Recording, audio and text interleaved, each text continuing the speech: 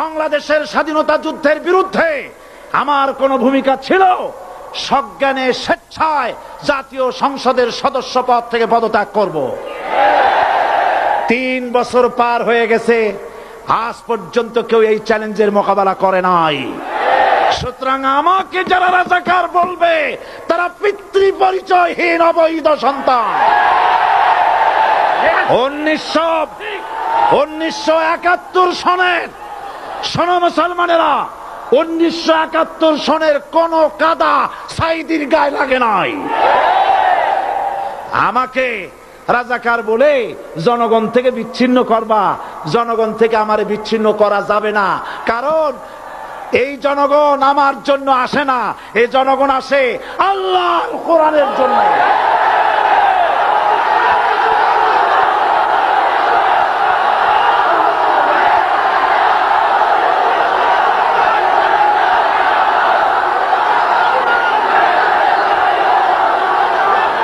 আজকে আর যারা ইসলামের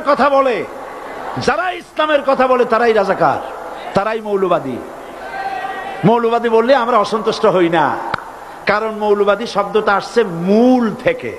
মৌল শব্দ এসেছে মূল থেকে। মূলবাদী তার মানে যারা মূলে আছে। মূল হলো কোরআন, মূল হলো হাদিস, মূল হলেন আল্লাহ, মূল হলেন আল্লাহ রসুল। আমরা আছি মূলে। এখন বলেন তো মূলের শক্তি বেশি না আগার শক্তি বেশি? আমাদের যারা মৌলবাদী বলে ওরা হলো আগাবাদী। মূলে আছে কত কোটি?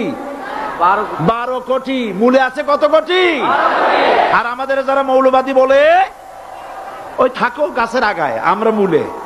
লাভালাভি বেশি করবা না, 12 কোটিতে গাছের গোড়া আসতে নানা দেবে, মামু বাড়ি দিল্লি গিয়ে পড়বা, বাংলার জমিনে জায়গা হবে না। এ কথা বিশ্বাস করো।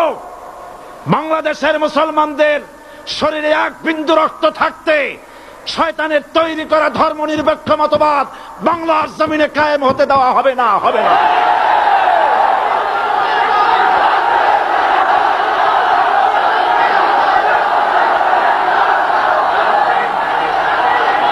রাসূল করিম সাল্লাল্লাহু আলাইহি ওয়াসাল্লাম কোরআন প্রতিষ্ঠার জন্য আন্দোলন করেছিলেন। আয়াতুল কুরসি আমাদের সে কথাই শিখেছে। আল্লাহ রাব্বুল আলামিন বলেন, আল্লাহু লা ইলাহা ইল্লা হুয়াল হাইয়ুল কাইয়্যুম। প্রাণ খুলে পড়েন, আল্লাহু লা ইলাহা ইল্লা হুয়াল হাইয়ুল কাইয়্যুম। আল্লাহ হচ্ছেন তিনি যিনি ছাড়া কোনো ইলাহা নাই, আইনদাতা নাই, বিধানদাতা নাই। আমরা মানুষের তৈরি করা আইন মানি না। 12 কোটি মুসলমানের দেশে আইন তৈরি করবে মানুষ, আমরা মানব না। পার্লামেন্টে তৈরি হতে হবে কোরআন দিয়ে, পার্লামেন্টে আইন তৈরি হতে হবে কোরআন দিয়ে। সুতরাং ভয় যতই পান আর যতই ষড়যন্ত্র করেন, 4 দল যখন একত্রিত হয়েছে, ঐক্যবদ্ধ থাকবে, সরকার ঐক্যবদ্ধভাবে গঠন হবে, নির্বাচন ঐক্যবদ্ধভাবে হবে এবং কোরআন হবে, আল কোরআনের পার্লামেন্ট হবে বাংলাদেশে।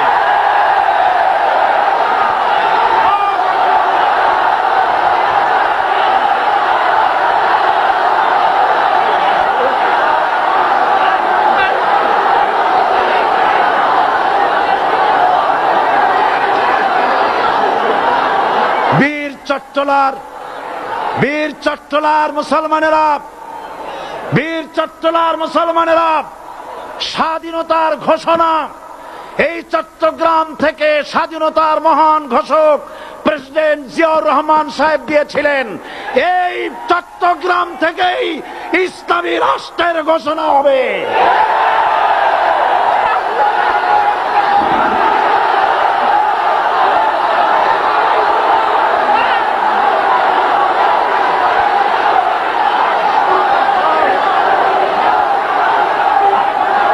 আশাবাদী আপনারা অবশ্যই তা পারবেন। আমি 100% বিশ্বাস করি ইনশাআল্লাহ।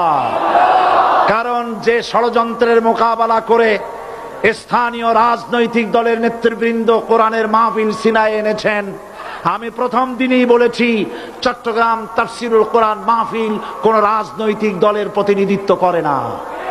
এটা কোন জামাত শিবিরের একক সম্পদ নয়, এটা চট্টগ্রামের মুসলমানদের কলিজার টুকরা তাফসিরের মাহফিল। সুতরাং এই মাহফিল চট্টগ্রামে থাকবে ইনশাআল্লাহ কিয়ামত পর্যন্ত। 144 ধারা 288 হয়ে গেছে, ষড়যন্ত্র পায় পায় চলে গেছে। আমি ওই সব ছেলেদের বলি, সরকারি দলের ছাত্র হইয়া মুসলমানদের বিপক্ষে যাইও না। এদেশের ভাগ হয়ে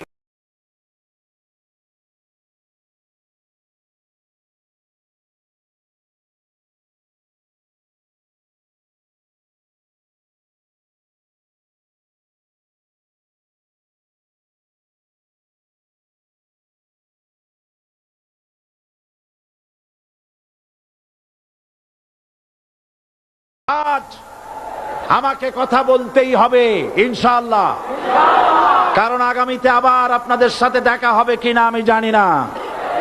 কথা বলতেই হবে। বসেন, কেউ দাঁড়িয়ে থাকবেন না। আমি দেখতে পাচ্ছি বাংলাদেশের ভাগ্য আকাশে উত্তর গগনে কালো মেঘ জমা হয়েছে, ঝড়ের পূর্বাভাস লক্ষ্য করছি। যদি মোকাবেলা করতে না পারেন সক্ষম ভাবে, এমন অন্ধকার গাঢ় কালো অমাবস্যার রাত আসতে পারে যার সুবে সাদেক হওয়া অসম্ভব। সুতরাং আপনারা কি কাপুরুষের মতো কাফের মুশরিকদের গোলামি করে মরতে চান? বিড়ালের মতো 500 বছর বেঁচে থাকার কোনো লাভ নাই। সিংহের মতো 1 ঘন্টা বাঁচতে চাই। আমাদেরকে বলা হয় সাম্প্রদায়িক উস্কানিমূলক কথা নাকি আমি বলি। পত্রপত্রিকা দিছে না তারা? সাম্প্রদায়িক উস্কানি কথা, সাম্প্রদায়িক উস্কানিমূলক কথা বলি। সেই জন্যই বোধহয় শত শত মুসলিম আমাদের কাছে এসে মুসলমান হয়। মানুষে আর বোকা বানানো যাবে না। যাবে কি? আর বোকা বানানো যাবে? তারপর বলছে কি, এরপরে বলছে আমাকে বলছে রাজাকার। শুনে রাখো চট্টগ্রামের লক্ষ লক্ষ জনতা, পার্লামেন্টে যখন আমাকে এই কথা বলা হয়েছিল, আমার পার্লামেন্টের কলিগ জাফরুল্লাহ চৌধুরী সাহেব বসে আছেন এখানে,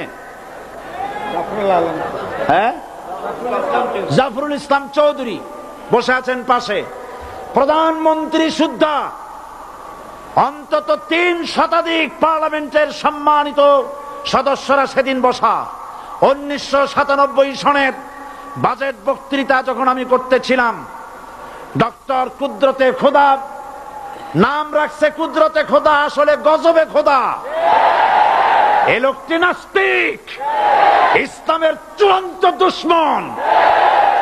তার প্রণীত শিক্ষা ব্যবস্থার যখন সমালোচনা করছিলাম, ট্রেজারি বেঞ্চ থেকে আমাকে বলা হলো রাজাকার।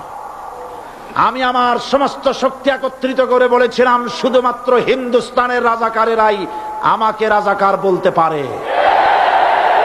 আমি বলেছিলাম 1973 সন পর্যন্ত আমি বাংলাদেশের কোন রাজনৈতিক দলের নেতা এবং কর্মী ছিলাম না। আমি রাজাকার নই। আমাকে রাজাকার বলে যদি তাকেও প্রমাণ করতে না পারে 10 কোটি টাকার মানহানি মামলা দায়ের করব। আমার এই বক্তব্য সারা দুনিয়া শুনেছে। পার্লামেন্টে আমার এই বক্তব্য রেকর্ড হয়ে আছে। সেদিন 3 শতাধিক পার্লামেন্ট মেম্বারের কেউ আমার চ্যালেঞ্জ গ্রহণ করেন নাই। যে কোনো ব্যক্তি পার্লামেন্টে গিয়ে আমার বক্তৃতা দেখে আসতে পারেন। এরপরে 1997 সনের 7ই অক্টোবর দৈনিক জনকণ্ঠ পত্রিকা যখন আমার বিরুদ্ধে লিখলো, সেই পত্রিকায় সাইদির ওপেন চ্যালেঞ্জ 8ম পাতা, 1997 7ই অক্টোবর, এত বড় 2 কলামে হেডিং। সেখানে আমি বলেছি, বাংলাদেশের সকল সাংবাদিক, গোয়েন্দা বিভাগ, বাংলাদেশের সকল বুদ্ধিজীবীকে আমি আমার পিরোজপুরে আমন্ত্রণ করছি। আমার উপস্থিতিতে যদি কেউ প্রমাণ করতে পারে